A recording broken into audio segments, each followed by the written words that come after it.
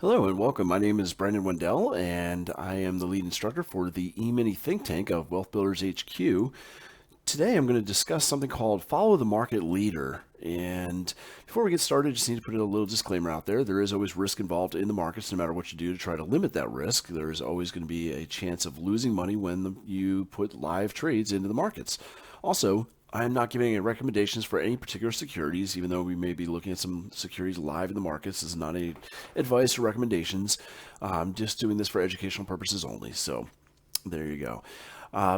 When I trade and invest in the markets, I often look at related securities to get an idea as to what my security might be doing. So as you can see on my charts right here, I have the S&P, the Nasdaq, the Russell 2000, and the Dow all together. Actually, let me put this as a full-size contract. Not that it really matters much. But you can see I watch all four of those securities, but you may have experienced this before where you're trading a security or waiting to get into a trade and it stalls just shy of the zone where you were looking to buy or sell and turns, and unfortunately you're not on board and it reaches your target without you. Well, one of the things you can do to try to avoid that or even anticipate when the turning points are going to happen is by looking at the related securities. And what happens is often one of those securities will emerge as the leader and the other securities will literally follow the leader. So what you'll see on the far left-hand side here, I've created a chart which has all four of those markets together. And I should put out my legend here just so you know. I'm using in the yellow, that's the Russell. In the green, that is the Dow. In the blue, I have the S&P, and in the purple, I have the Nasdaq NQ. There we go. So what I can do when I'm trading or investing, again, you just use it for whatever time frame, I will start off and look to see which security is leading us, because that leader will often tell you when the markets are going to turn. So let's set that at 0 from the beginning of that trading day. So as an example, and let me pull the legend back over here as well, so we don't lose track of what's leading, what's lagging. So say, for instance, we were getting ready to trade the beginning of this particular day, and here we go. So the bell rings and the markets start to sell off dramatically. And you want to know, okay, where are we going to bounce, or when are we going to bounce? Well, what happened was, as these markets were drifting downward, you can see that the yellow market emerged as the leader to the downside. It was moving down furthest and fastest from the 930 open. Okay, and again, that's it. Well, could be a little bit more exact. There we go. That's close. So what happens typically is that, in this case, it was the Russell leading to the downside. So the Nasdaq was also pretty weak, but the S&P and the Dow were relatively strong in comparison. So when the markets bounced, it was usually because this leader hit a demand zone, even though the other markets may not have. And you can see that we started to bounce just a little bit. You actually had a pretty good bounce on the Nasdaq. And of course, it continued down, down, down some more. And really, this is where the bottom was put in. Right around, we'll call it 10:25 a.m. So let me just duplicate that and move it over. And then the market started to rally from that point. Well, the leader became the Nasdaq for the day to the upside. So once again, if we're trying to figure out where the turn to the downside is likely to be and the end of the up move, you would follow the Nasdaq. And when the Nasdaq hits supply, that is when everything else should start to show weakness. And again, it did actually happen. We can duplicate this. And that was roughly 11 a.m. So we had a turn at 10:25 a.m. and then 11 a.m. So if we go out, remember the leader to the downside here was the the Russell 2000. So if I go to the Russell 2000, looking at this particular trading day, what we can do is go down to that 5-minute time frame, and you can do this on any time frame, honestly. It even works on daily and weekly charts to get an idea of where big turning points might be occurring. So here we were moving down, down, down, down, down, and because the Russell was the leader, what I would do is start to look left and down to see where are the probable turning points for the Russell. So we can see that we had a drop, base, and rally from about this 2163 area. Not sure if there's anything else below that we could take a look. There should be.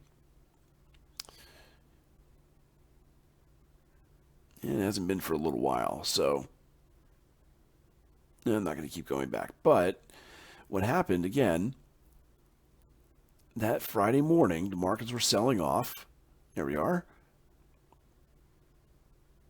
And moving down, down, down, down, down. And actually, that is where we hit. You can see we bottomed out at 10:25 a.m.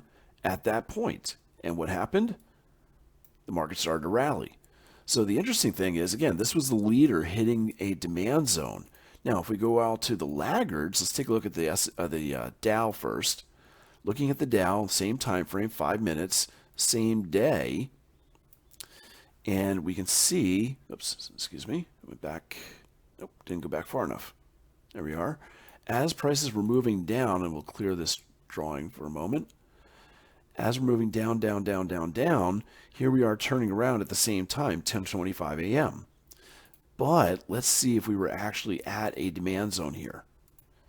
Sometimes you will be, sometimes you will not, but the leader that was dragging everything down hit a demand, and therefore everything else turned with it. So moving back in time here. Oh, I might have to bring up some more data. That's okay, we can do that. Now let's go back 90 days. I won't need that much data, I'm sure. So, again, starting from where we are currently, looking back to see what happened at that area. Was there a reason for the Dow to turn, or did it just simply follow the Russell on the reversal? There we are. Make sure I don't miss anything. And we'll zoom in a little bit more. And you can see in this area there actually was a demand zone. So the Russell, which was the leader, also hit demand at the same time the Dow was hitting a demand zone. You can see it was the origin of a rally there too. And we can take a look at the S&P. The S&P on that same time frame, 5-minute chart, same day. Here we are at 10:25 a.m. turning around. And if we look back, we'll see if we were actually at a zone or just turned because of the influence of the leader. And I'm going to have to bring in some more data here as well, so we'll do that. I apologize, I'm moving around my charts pretty quickly. Hopefully you're not getting motion sickness here. But I just want to prove the point that, that we do follow the leaders, and those leaders can influence the laggards in a particular trend direction. So moving back. It's been a while since we've been this low. That's why I need to keep going back here a bit. There we are. And now we see that there's not really a great demand zone here. Okay, as a matter of fact, I wouldn't have marked this as a demand zone because the way I mark my zones, this wouldn't have qualified. You have a leg up or a rally, base, base, base, and then the leg up here, but it was kind of a weak move. So it might have qualified, but I wouldn't have normally looked at that as an opportunity to buy the S&P. It just kind of looks like a weak zone altogether. So the way I look at the markets is that the leader, in this case to the downside, is like a lead weight attached to these balloons. And what you can see is as we were moving down, the lead weight was pulling us. The lead weight was cut away. And these balloons started to rise. As a matter of fact, the Nasdaq, which was not even the best market to the upside, it turned out to be the best as it moved up. So what we can do is try to time our turning points or even confirm turning points. If we have a mediocre zone like we did on the S&P, because the leader, the Russell, gave up on its downward move by hitting a strong demand zone, the rest of the markets will move up with it. Now, here we have the helium balloon pulling everything upwards, and that was the Nasdaq. When that balloon pops, you can guess that the weights are going to start to fall again. So as we moved up to 11 a.m., and we'll take a look at the Nasdaq, both on the move down and on the move up. So if I go down to a 5-minute time frame once again, here we are at that 10:25 a.m. period. We don't have to go back nearly as far this time. I extend that to the left, and you can see that we actually did not hit our demand zone, did we? If we zoom in a little bit more and fine-tune this, Let's draw out the zone the way I normally would. You can see we have a drop, one candle base, and then rally out of that area. Now let's see, it might be included. High of that candle, 52.25, 51.25.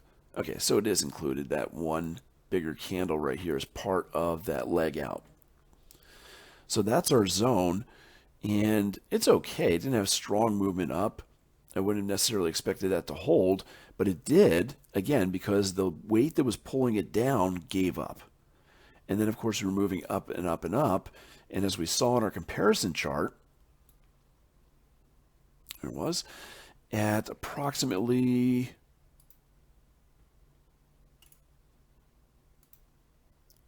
it was about 11 a.m., the Nasdaq, which was our leader, gave up and started to turn back downwards. Although, actually, that wasn't really the big turning point in the markets for the day. Probably look at a better turning point here at about 12:15. And from that point, the markets continued to push down for about 2 hours. So when we go back to the leader again, which was the Nasdaq, we should see that there was a good supply zone at roughly 12:15. Here we are. And that leadership that was pulling us upwards gave up and allowed the markets to fall again. So as I mentioned, I go back and look to see, interesting enough, we were not actually at a zone in this case. Often that's what will happen is you will move up into a zone. Here we had rally, base, base, base, and then drop. So we were close to it, just not there. So you can do this, again, on any time frame. If we're looking at bigger moves in the markets, for instance, let's say I want to see what's going on in the daily time frame. Let me clear this out. Our daily trend was up for quite some time. As a matter of fact, the beginning of November back here, we started to rally, and it eventually gave up in mid-February. Well, if we wanted to know who was leading us to the upside and where the clues were for the pullbacks or corrections, we need to know who was leading us on that move upwards. So I go back to my comparison chart here. Clear that out. Go to a daily time frame and zero everything back out November 2nd, which was the origin of the rally right here. So I set that at 0. So now that we've zeroed this out at the end of November, the beginning of November, we can look to see which market was leading us upwards. There it is, the 0 point, and you can see we were rallying up, and by far the Russell was taking us much, much higher. So once again, the markets should drop when the Russell stops rallying, and you can see there was some weakness that began February 9th. So if we go ahead and put in a vertical line right there on the 9th, and there was another big turn to the downside right here on the 24th. So when we go back to the Russell 2000, go to the bigger time frame, that daily chart, and clear my chart. I always like to start with a clean chart. Once again, we can look to see where should we be stalling out, and the leader will tell us when we're going to stall. Well, as we were moving forward from those lows in November up into February, we started to get what's called a negative divergence, and that's a warning sign that markets are getting weak. The markets were trying to make a similar high to what they had done before, but you can see the indicator showing us a lack of momentum. And usually when you get something like that, you had another instance of it here. As a matter of fact, that's a good thing to look at as well. There's a negative divergence where prices were trying to make new highs, but the indicator was making lower highs. That usually leads to a correction. And you can see we had the correction there. Once again, we're trying to make similar highs, a lot less momentum, and prices are ready to come down. They came back up on the 24th, and remember, we couldn't breach these prior highs. This was the leader, and because we couldn't breach those prior highs, and once again we see weakness in momentum, the market started to turn downwards. So if we mark off this previous one, and this happens to be on the 25th of January, so we go January 25th right there, And of course, again, right here, another correction on the 16th of February.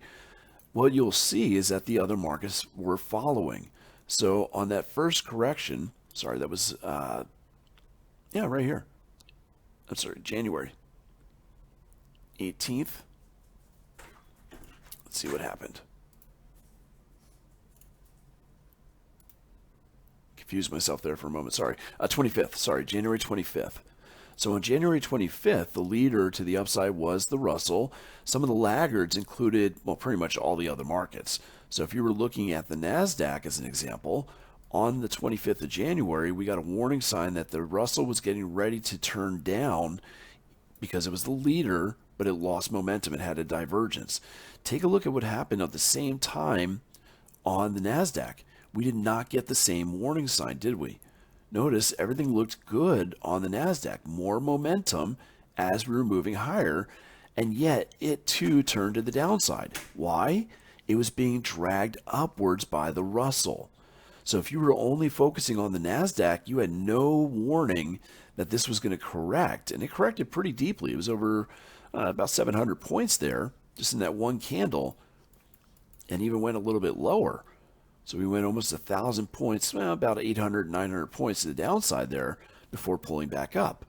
But if you were watching the leader, which was the Russell, it gave you a clear warning sign that there was a correction coming. Moving forward into February and the highs again, going back over to the Russell, we saw, again, the negative divergence right here on the 15th of February. On the Nasdaq, which was following, we go to the 15th, and once again, there was no warning sign. Prices have been moving, making new highs, and doing it with more momentum. And still, prices collapsed. Why? Because the leader, basically the balloon popped. The leader gave up, so the laggards fell. So that's why this is a valuable tool, looking at the related securities to the one that you are trading. And you can see, had you gotten that warning sign on the Russell, you could have saved yourself all that pain of holding on as prices collapsed. What was that? Over 1,000 points on the Nasdaq, seemingly with no warning. But again, there was actually a warning by looking at the leader. So this can be done, as I mentioned, on any time frame and any security. We can even take this to a weekly time frame. If we want to know when there's a bull market getting ready to die off or a bear market and wanting to know when it's time to buy, we can look for our leaders and laggards to let us know. You can see clearly in early 2020, there's a big move down. It looks like we started that move down from February 10th, 2020. There it is. So, who is leading us to the downside? If I zero everything out right there on the 10th of February, you see the Russell was leading us down.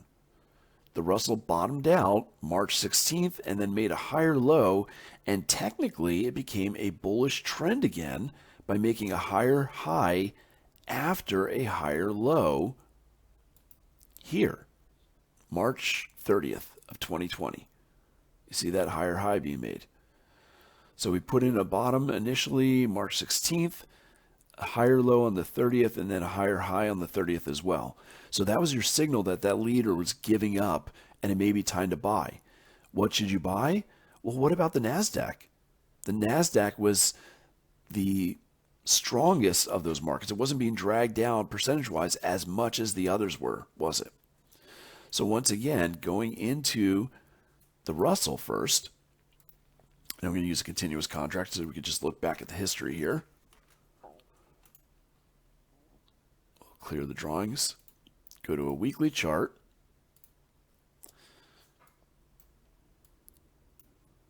And in looking back, we had a little bit of warning. I guess, not really seeing much of a divergence there. We just, again, made the higher lows and higher highs at the end of March. So you can see we started moving back up right here, higher lows, higher highs, and the momentum indicator didn't really help us too much. But let's take a look to see, did we have any sort of a demand zone that we were looking at that would have warned us? And make sure I have enough data here. Just want to be sure. And looking back, actually I may not. No, I don't have that because back then it was actually the TF, not the RTY that we were trading. So no big deal.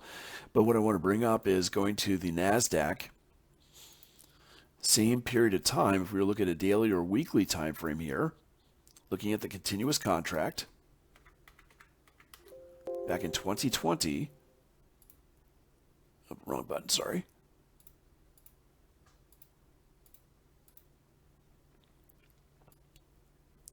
How would we have known that this was going to rally?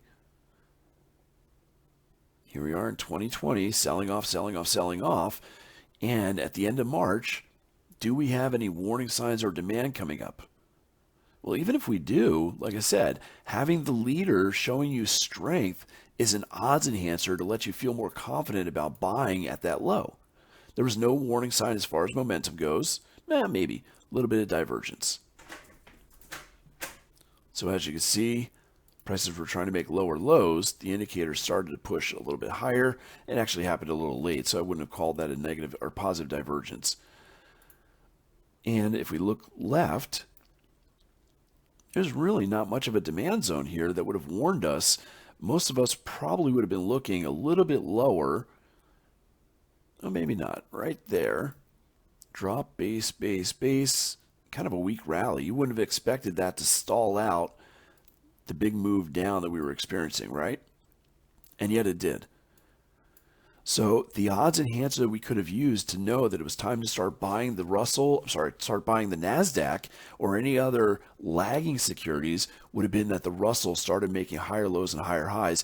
It gave up its bearish move, and you would be able to buy at or near the bottom of those markets.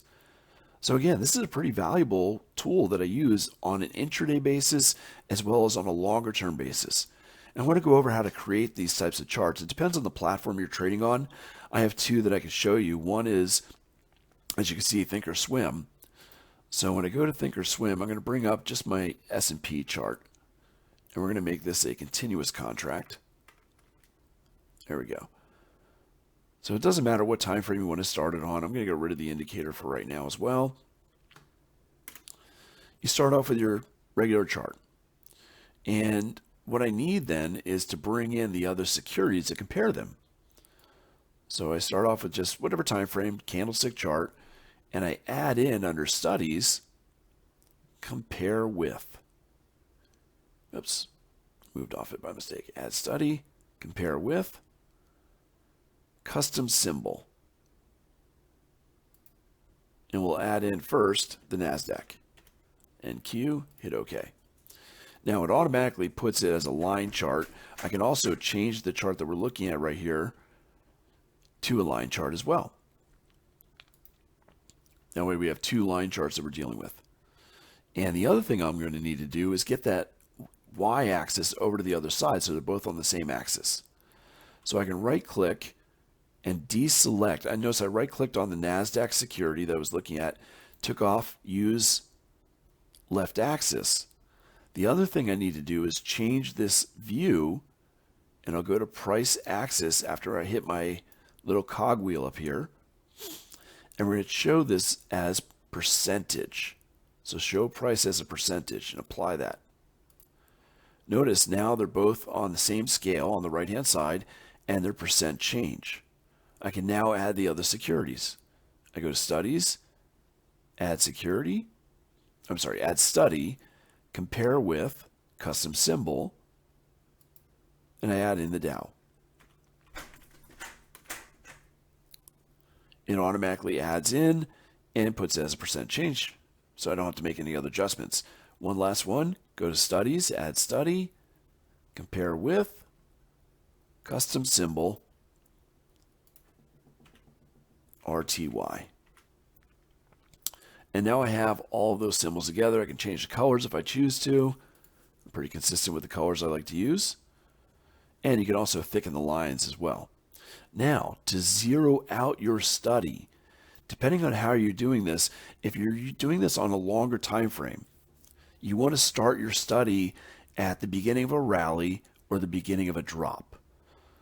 Okay, so if I'm trading and using this comparison chart for swing trading, say you're using this on, 60-minute charts, and above. Daily, weekly, 240, whatever it may be. What you would do is, oh, there we go. I forget what they call it. I think it's, set bar at 0. So you would right click. What you're going to have to do is right click on the very first chart you created, which in this case was the S&P. So you right click on the ES at the point where you want to start comparison.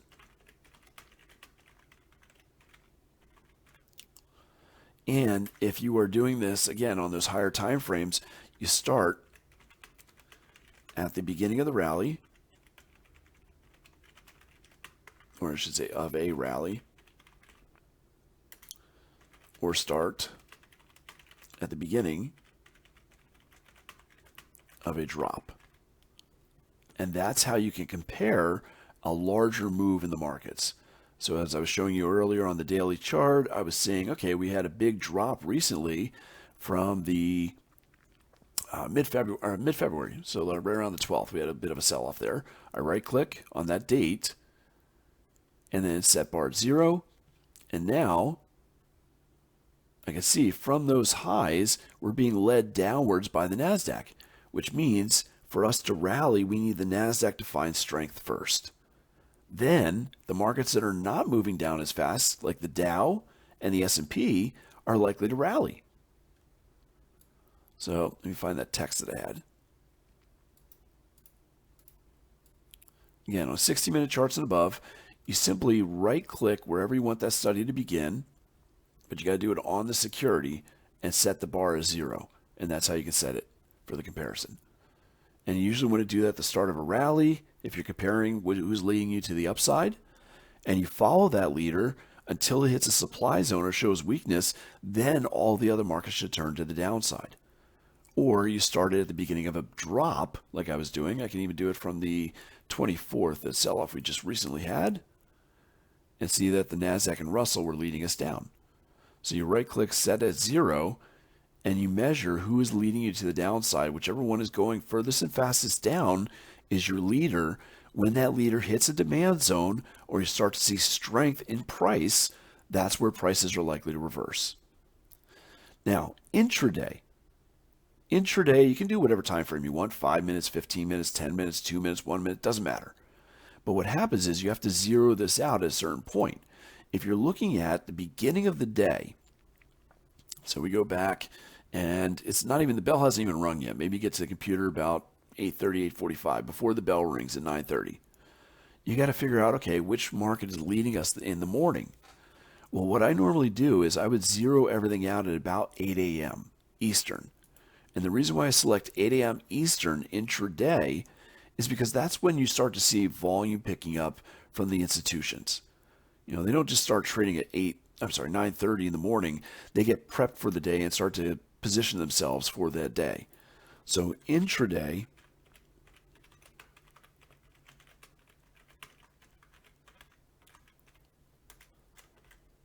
set 8 a.m. Eastern as the 0%.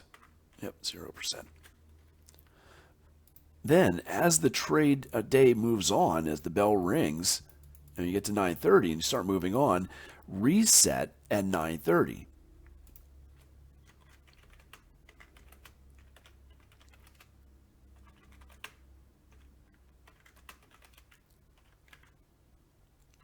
So you can see what's happening since the open. So as we were moving along here, now we're at 9:55. It's up to you when you want to start doing that, but at 9:30, there's my 9:30 point. I would set that bar at 0, and it gives you a completely different picture. So you can see when the markets are open, who's actually leading and lagging at that point. So I reset again at 9:30, and if you choose to, if you're trading after hours, after the bell rings at 4 p.m. Eastern, you can reset once again. But honestly, the best time to reset it for after hours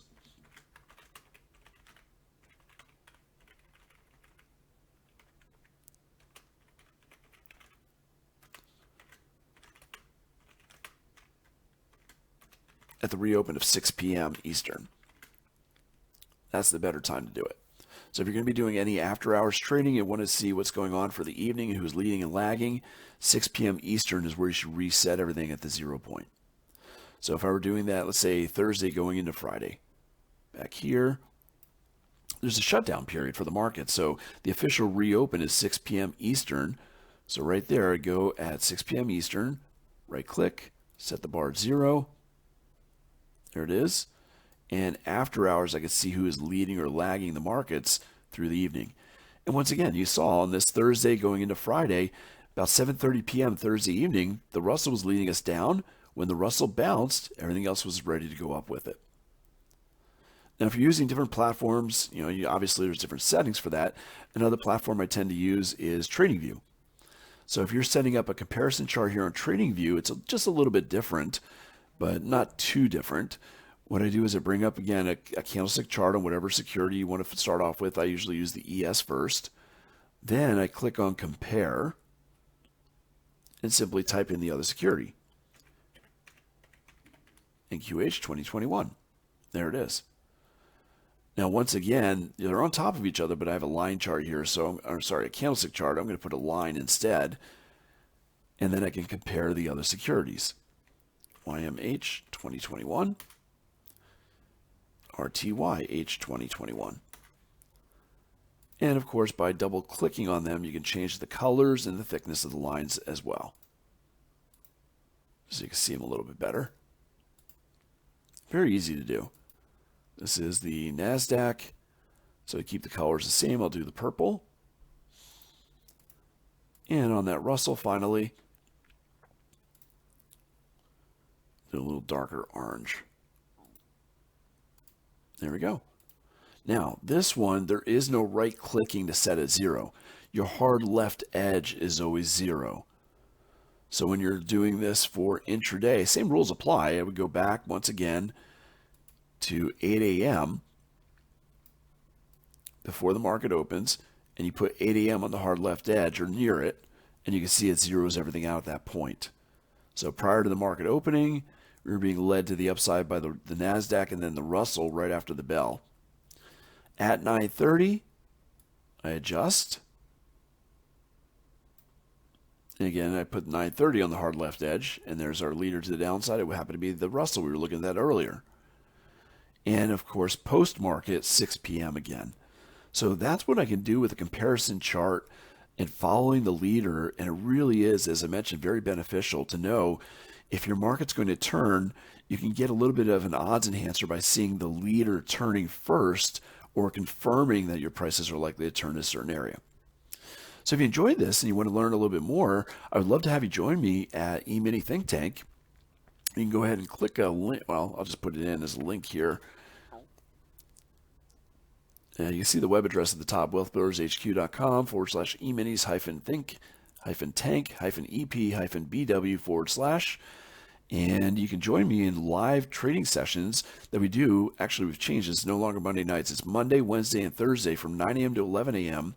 Every single week. We actually apply this in real time, so you get to see this being used and gain more experience. In addition, in the member page for the E-mini Think Tank, I actually have videos on this as well as documentation, kind of a review of what you just saw in this video. So hopefully this was enlightening for you and helped you out a little bit. If you got more questions, please let me know. I'd love to speak to you more on trading. It's one of my passions. I love teaching it and sharing my knowledge with others as well as trading for myself.